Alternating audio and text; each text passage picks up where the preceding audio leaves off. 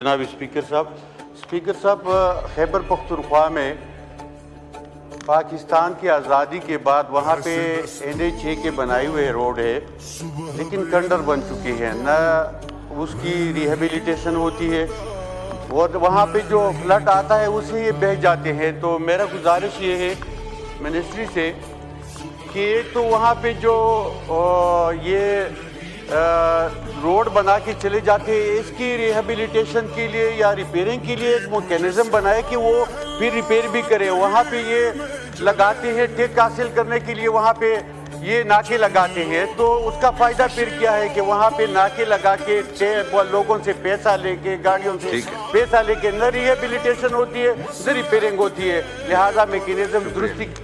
शुक्रिया जी सर। हमारे मेंबर साहब फरमा रहे हैं कि वो सैलाब आते हैं और रोड बह जाते हैं। सर कौन सा रोड है जो सैलाब में नहीं बहता? पूरी दुनिया में जब सैलाब आएगा तो रोड तो सर उसके साथ बह जाएगा। उसके बाद एक्चुअल करने वाला काम क्या है कि उसकी मेंटेनेंस, या हमारा सब एनुअल मेंटेनेंस प्लान है।